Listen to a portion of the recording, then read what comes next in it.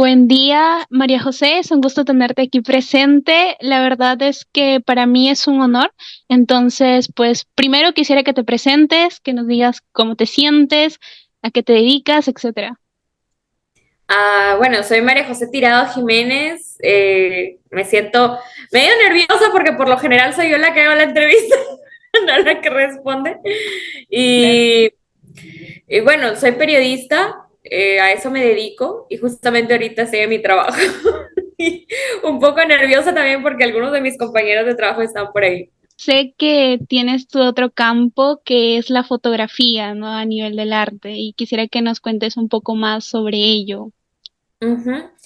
Bueno, la fotografía es justamente una forma de salir de mi cabeza, porque a veces han pasado cosas en mi vida personal, en mi salud física, en mi trabajo, que hacen que mi mente esté muy estresada, he pasado por momentos complicados y la fotografía se volvió una forma de exteriorizar aquello que no podía exteriorizar quizás con palabras y darle otra mirada al mundo, no tan lasciva, no tan censurable como es el material y las cosas que vemos a diario.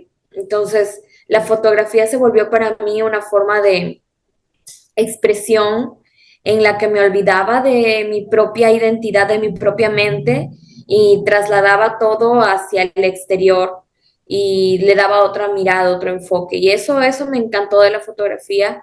Llevo dedicándome a esto desde el 2020, justamente, que empezó la pandemia y fue un año bien difícil y me sirvió y poco a poco se fue volviendo algo más importante hasta que logré ir a mi primera exposición de fotografía y hasta el día de hoy sigo en eso increíblemente. Y algo que quiero resaltar un poco es cuando tú mencionas en la exposición de para voces de mujeres, cuando te diagnosticaron de epilepsia, que es algo que creo que conocemos, pero no sabemos cómo actuar, ¿no? Entonces, Eh, cuando tú mencionaste eso, pues también quería conocer un poco sobre ello, ¿no? ¿Qué fue, cómo te sentiste cuando te dieron esa noticia? ¿Qué hiciste? Porque también mencionaste que la fotografía también fue ese medio para poder salir adelante pues aceptar esa noticia. claro, bueno, mi enfermedad la tengo desde los 9 años, pero yo fui diagnosticada a los 21 porque una de las cosas también, hay mucho desconocimiento sobre el tema de la epilepsia en Perú. Entonces, llegar a un diagnóstico se hizo bastante complicado porque no tenía los síntomas clásicos que la gente ve, lo que uno se imagina de la epilepsia. Además que se tienen muchos prejuicios al respecto, se cree que las personas con epilepsia tienen retraso, no pueden llevar una vida normal, son personas especiales, como algunos dicen. Pero en realidad no, ni siquiera mi mamá, que era la que me había visto tener esos ataques, tenía idea de qué es lo que pasaba. Pensaban que era la presión, el corazón, me hicieron miles de exámenes y fue recién a los 21 años cuando me hice otros exámenes a una doctora más especializada en el tema que había llegado a Piura, en que llegaron a mi diagnóstico y por fin supe qué era lo que me pasaba y por fin pude controlarlo. Aunque mi epilepsia no es crónica, lo bueno, eso hace que pueda tener una vida relativamente normal. Sí termina esta enfermedad afectando la vida de las personas. Uno no puede cerrar los ojos, aunque quisiera, al tema de que uno no puede llevar una vida completamente normal como los demás. Tienes restricciones alimentarias, tienes restricciones de horarios, tienes restricciones de muchas cosas y necesitas siempre estar acompañado, pierdes tu independencia. Y esa pérdida de independencia en las personas es lo que causa sobre todo esa crisis. A mí cuando me diagnosticaron, pasé por una etapa como de negación, en la que no quería tomar medicación, no quería aceptar que ese era mi diagnóstico, porque con el diagnóstico vinieron pues todas las cosas que se tenían que hacer, medicaciones que se tenían que tomar. la alimentación, el no salir a fiestas, las Varios luces, cuidados. los cuidados específicos. Mi familia se volvió súper protectora conmigo, no me querían dejar salir sola y todo eso me afectó porque yo soy una persona muy independiente siempre. Y me costó trabajo y terapia psicológica aceptar la enfermedad, la verdad. Es algo de lo que casi no se habla. Cuando te dan un diagnóstico de una enfermedad crónica que vas a tener toda la vida y no tiene cura, necesitas terapia para poder aceptarlo. Por eso muchas personas a veces les diagnostican diabetes y así y se niegan a tomar la medicación y la gente no los entiende, pero es difícil. Es difícil de aceptar que de pronto tu vida y tu cuerpo no es el mismo de lo que tú pensabas. Durante esa transición es que llegó la pandemia y se volvió peor aún. El estrés era el doble, lo que me causó que mi enfermedad se pusiera peor porque el estrés hace que la epilepsia haya más ataques.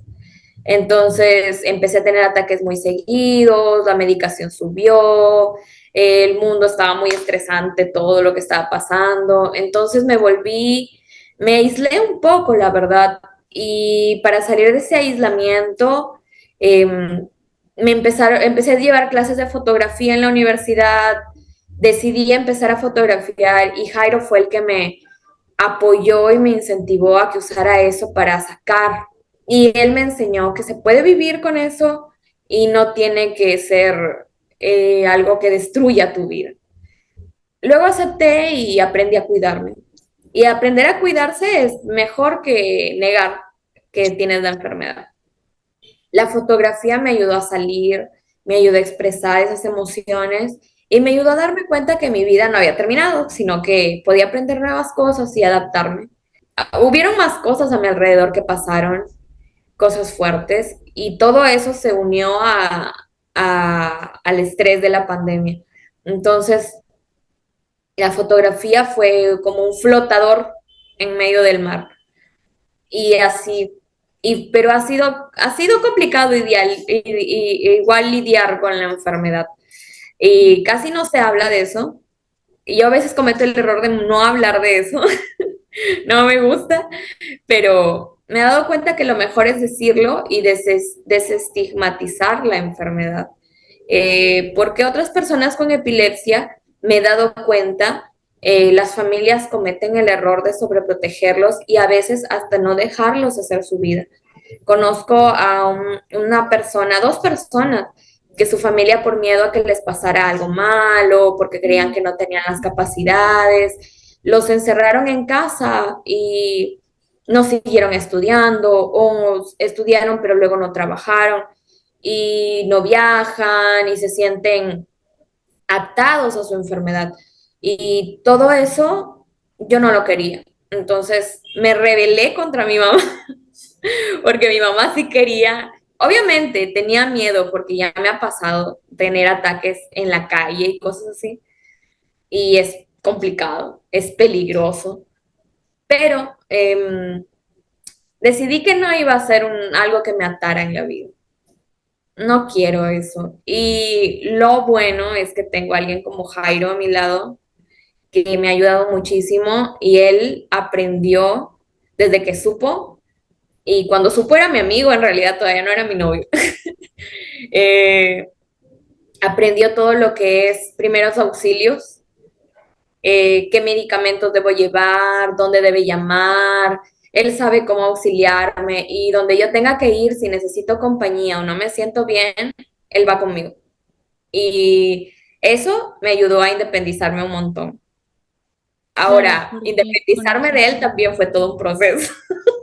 Es un montón de cosas que vienen con la enfermedad y supongo que pacientes como que tengan enfermedades crónicas, como Samantha, por ejemplo, Sí. o personas con diabetes, entenderán lo que es luchar por tu independencia y saber en el fondo que hay cierta parte que no puede ser independiente. Y es complicado, complicado. Pero hay que tomarlo con la mejor de las ondas. Es la única forma. Mencionaste a a mi familiar, ¿no? Y sí, de hecho es complicado, ¿no? Por ejemplo, ella me mencionaba que tenía, cuando le llegó por primera vez su enfermedad, estaba en la universidad, ¿no? Artrosis y pues le impedía muchísimas cosas, dejó de estudiar, eh, entró en depresión, por ejemplo, no quería hacer nada, no estaba todo el día en el cuarto, o sea, es difícil ese proceso de aceptar la enfermedad cuando te la diagnostican y tienes, es como un proceso de duelo, ¿no? Porque saber que ya no vas a vivir como antes y es como un nuevo tú, una nueva forma de vivir y pues no solamente te afecta a ti, sino a todas las personas de tu entorno que te ven cómo estás, que ven que estás tratando de luchar contra esos pensamientos y pues volver a surgir, ¿no? Y ahora ella pues logró terminar una carrera técnica, pero logró hacerlo, es más independiente, claro, ya no es como antes, pero se logra, ¿no? Como tú mencionas. Claro, esa parte que has dicho me gusta, eso del duelo, porque sí, es un duelo, es ver morir a la persona que tú tenías en mente en el futuro, los planes, y cambiar a la nueva persona que te has vuelto ahora y aceptar que la realidad es que uno no puede hacer ciertas cosas y adaptarte a lo que viene. En el caso de Samantha, sí es un poco más, me imagino que debió ser un poco más complicado porque su enfermedad creo que es un poco dolorosa y todo Sí. eso. Sí, y me imagino que ella debe haber sufrido y haber superado el doble de cosas de lo que yo podría haber superado, de verdad.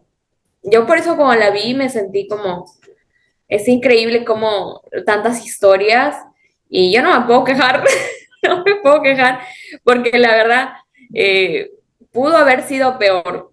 En mi caso, siento que, bueno, no sé, la gente se espanta, quizás yo lo tomo más tranquilo porque intento tomarlo así, pero yo sé que a mi familia le afecta y le afectó cuando me dieron ese diagnóstico y fue complicado, fue complicado.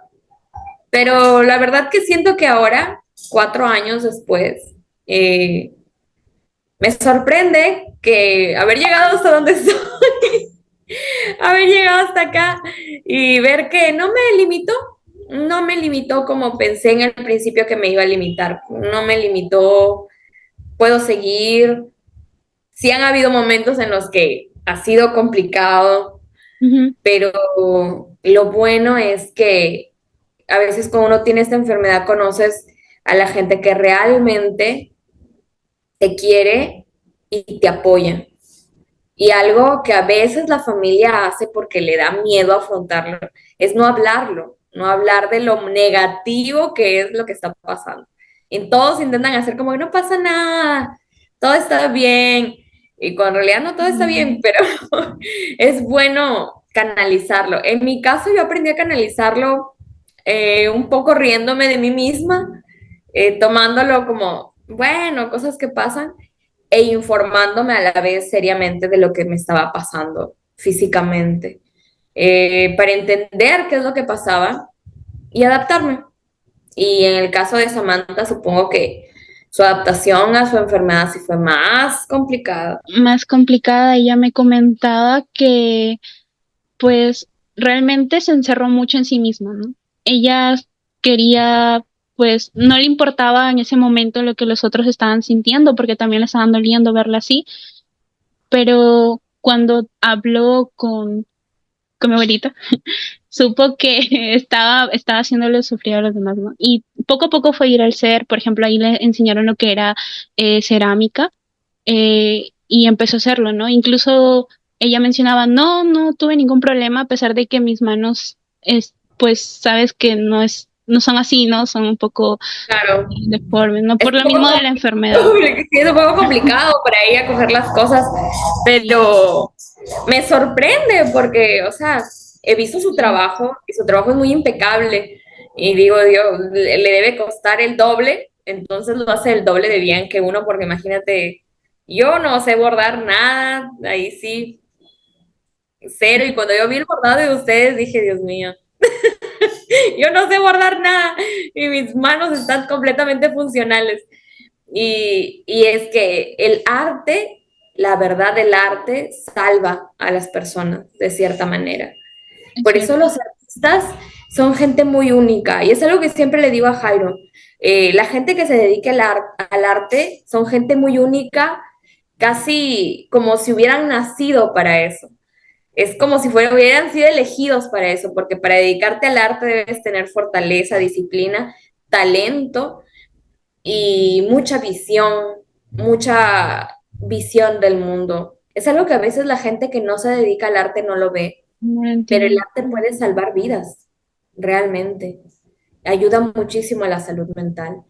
Porque tiene razón, como me cuentas que Samantha como que se aisló, Ujú. la enfermedad aísla a la persona. Eso es algo bien cierto y algo que poco, creo que solo aquellos que han vivido eso lo entienden a cabalidad. De pronto te sientes como si estuvieras dentro de una burbuja y los demás están sanos y tú no, y los demás pueden hacer cosas que tú no, y te sientes un extraterrestre en medio de la gente, y eso hace que sientas un poco de fastidio y te aíslas. Ujú. Y empiezas a sentir que nadie puede sufrir las cosas como tú las estás sufriendo porque los demás pueden sufrir y luego olvidarse, y uno se queda con la enfermedad dentro y no te la puede sacar, y es Ujú. complicado. Pero hablar de esas cosas también ayuda mucho, porque a veces la gente, la familia alrededor de los enfermos o de las personas que tienen algún tema de una enfermedad crónica que va para toda la vida, no sabe cómo hablar con el enfermo del tema. Y eso también es Es bien cierto. importante. Y el arte ayuda a derribar esas barreras y que la persona muestre cómo se siente en el interior. Y eso es bien importante, bien importante. Eso y a veces también conocer a otras personas con la misma enfermedad también También. ayuda bastante. Sí, Porque ves cómo ellos lo han superado, ¿no? Y tú estás en ese exacto. proceso, entonces. Ajá. En mi caso, no he conocido a nadie con epilepsia, la verdad. He visto que a través de mi enfermedad me di cuenta de que había mucho prejuicio. La gente, cuando le he dicho mi condición, mi enfermedad, se sorprende como si esperara que tuviera, no sé, un retraso mental, una vaina así. Y dicen, Y ¿qué te dicen, tienes ah, de... pero yo te veo normal. Exacto, Así y es como, dicen, pero sí. yo te veo normal.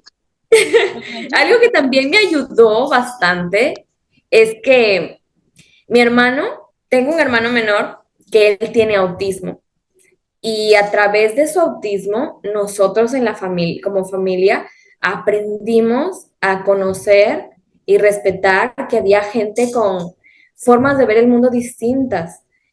Y él, a través de él y de ayudarlo a él, aprendí que me podía ayudar a mí misma. Entonces, eso me ayudó bastante también. Y ver que mi hermano, a pesar de que ve el mundo de forma distinta, ha logrado tanto y también le encanta el arte y justamente el arte ha sido algo que también lo ayudó Me muchísimo ayuda a mucho. expresarse Sí. y, y me he dado cuenta que si yo digo, si él puede adaptarse al mundo, a este mundo que es tan inentendible para él, ¿por qué yo no podría adaptarme si yo tengo una enfermedad que es controlable? Ujú. Y eso me ayudó bastante y a ser más empática. Mi enfermedad también me ayudó a ser más empática con los demás, a entender que uno a veces piensa que está normal, que está bien, y de pronto la vida cambia. Es duro. Y sí, es complicado, es complicado. Sobre todo porque yo tenía 21 cuando me diagnosticaron y estaba en plena juventud y que me dijeran que no podía salir de madrugada, trasnochar, ir de fiesta, a las luces de las discotecas, no podía, debía tener cuidado, no puedo tomar gaseosas. Era como, tenía que adaptarme a eso, adaptarme a esa situación y entender que a partir de ese momento mi vida había cambiado y mi forma de divertirme, mi forma de estar con la gente había cambiado y eso fue bien complicado, bien complicado. Pero hoy en día me he ido conociendo y me he dado cuenta que hay cosas, hay cosas de la epilepsia que no te cuentan tampoco hasta que la vives. Es bien complejo. Creo que la gente debería hablar más de eso. Claro, es necesario, sobre todo, por ejemplo, en un entorno, pongámoslo empresarial, ¿no? Sabes que estudio administración y estábamos esa vez hablando en una sesión pasada del curso que justamente te estoy entrevistando sobre eso, ¿no? ¿Cómo es que si realmente las empresas están preparadas para poder recibir a esas personas, ¿no? Que tienen enfermedades crónicas, que tienen trastornos, que, por ejemplo, sufren autismo o síndrome de Down, ¿no? Entonces, realmente las empresas están preparadas porque una cosa es que les dicen, no, es que las empresas tienen que contratar a un porcentaje de gente con discapacidad, pero a veces no hay forma de, o ellos no saben cómo realmente se tiene que tratar, ¿no? Por ejemplo, mi tía trabajó en un casino, ¿no?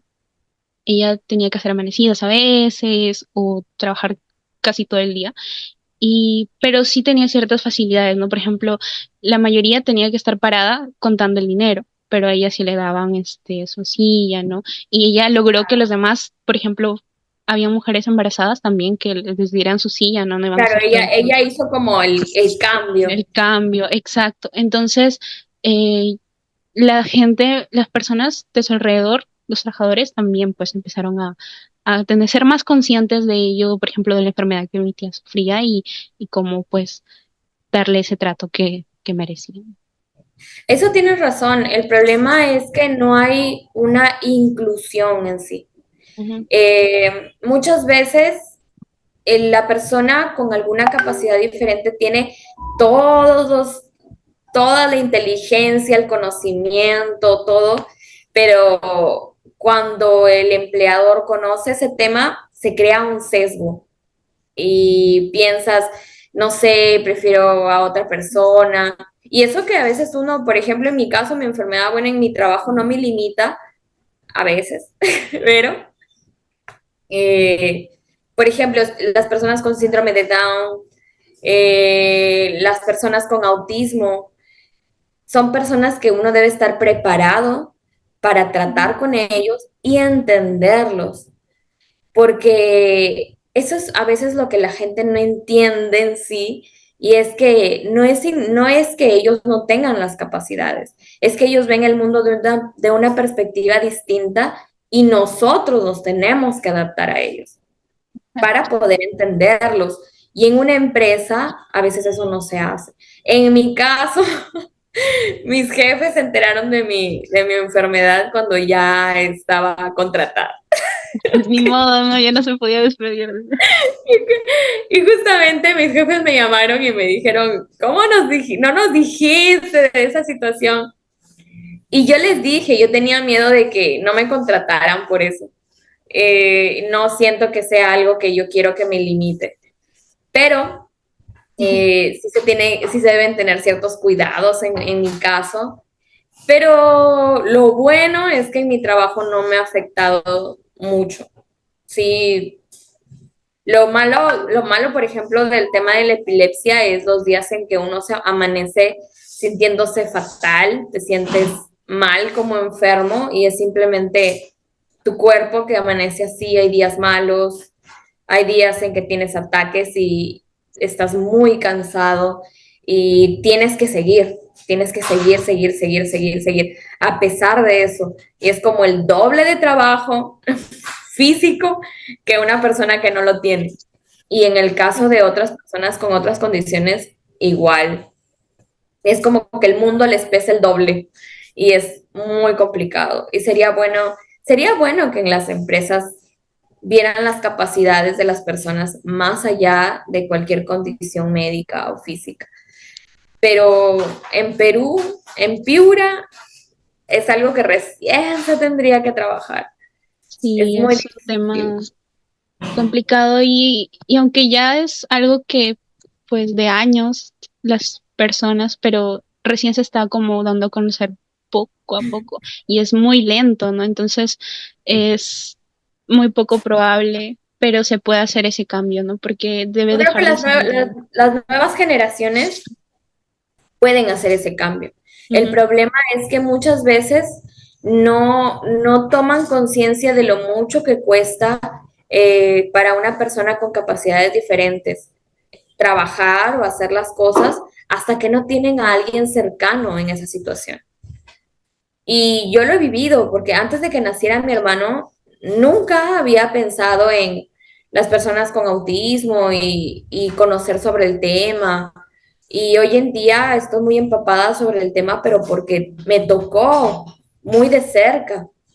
Entonces, eh, es por eso y también en el caso, por ejemplo, de la epilepsia, no conozco a nadie que la tenga en persona, no he hablado con ningún otro paciente, no sé cómo harán con los medicamentos, no tengo idea, solo sé de mi caso.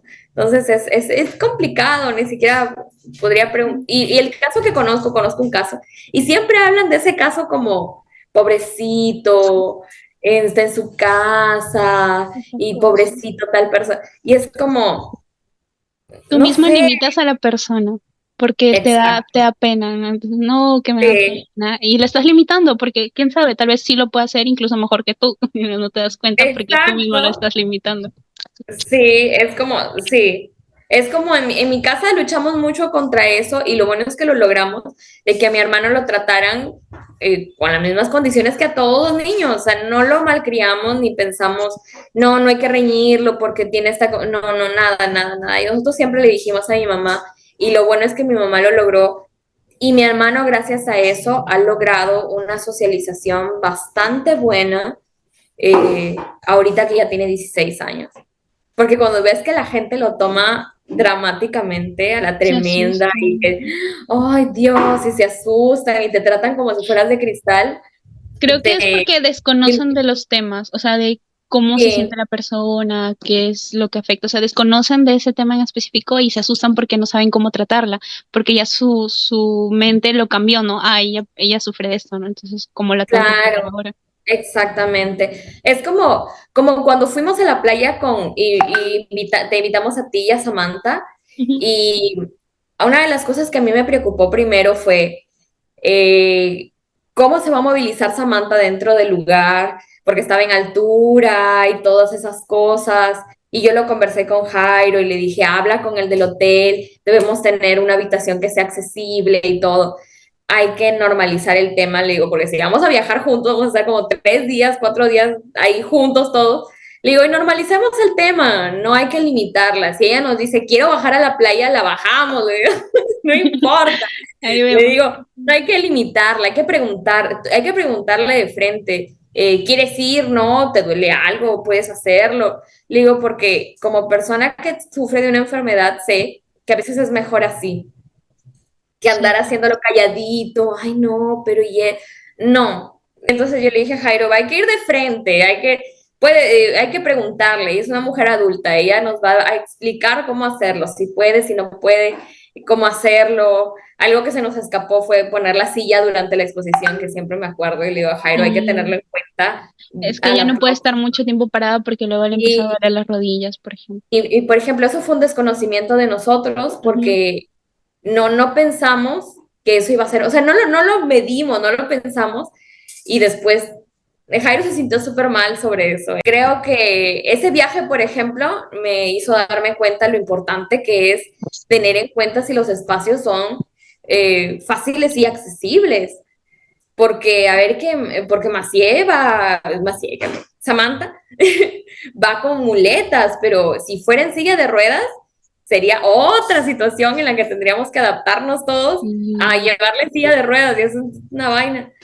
Y yo pienso, sería mucho más fácil y mucho más tranquilo que todo fuera más accesible. La verdad que eso de Samantha me hizo pensar mucho en la accesibilidad dentro sí, de las casas, dentro de todo. Piura es recontra inaccesible para las personas en silla de ruedas y así. Son exacto. problemas que uno no nota hasta que estás ahí en la situación. Hubo una vez donde mi tía iba a viajar, ¿no? Por ejemplo, y íbamos a ir en avión y tenemos que querer ir al baño, ¿no? Y estábamos llevándola en silla de ruedas para que las personas encargadas sepan y la lleven, ¿no? Y entramos al baño y era como difícil porque yo tenía que empujarla y tenía que coger la puerta y menos mal que justo entraba una señora y nos abrió, no dijo, no se preocupe, y nos abre. Y luego el espacio que era muy reducido y era todo un tema, Sí. ¿no? Pero ahí pues se logró. Sí, yo he tratado con dos personas en silla de ruedas. Una era mi profesor, que como nos llevábamos súper bien, yo siempre lo andaba llevando por toda la universidad, conversa y conversa como loros los dos en la silla de ruedas. Y ahí nos dimos cuenta que en la nacional habían zonas que no eran accesibles para la silla de ruedas. Entonces teníamos que dar una vueltota para llegar a cierto lugar. Eso fue una. Y dos, bueno, mi mamá una vez estuvo enferma y por unos días estuvo en silla de ruedas y la tuvimos que llevar por el hospital. Y aún en el hospital fue difícil, fue muy difícil. Y hasta la persona pierde un poco la intimidad, ni siquiera pueden ir al baño sin que, o sea, no sé, yo le dejé a mi mamá ahí, le cerré la puerta y le digo, no, no, o sea, aunque sea un poquito de dignidad, tengo que dejar ahí que orine sola, aunque sea, porque es todo un tema. Y con todas estas enfermedades y todos esos temas me he dado cuenta que falta mucha educación sobre cómo incluir y estar y acompañar lo que es realmente la inclusión, Exacto. lo que significa realmente incluir a la persona con capacidades diferentes. Algunas personas creen que incluir es ponerlo ahí, decirle, ay, pobrecito, angelito. No es eso, es tratarlo como una persona normal, con las cosas buenas y malas, reírse, ser parte de, y no ser condescendientes, ahí está la palabra.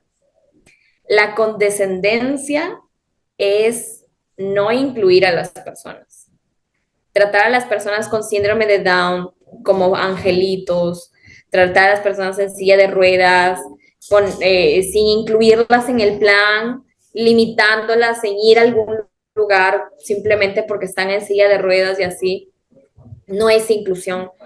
Eh, no darles trabajo a las personas o no hablarles a las personas con autismo, por ejemplo, que son complicadas para socializar, es todo eso se tiene que aprender que es inclusión.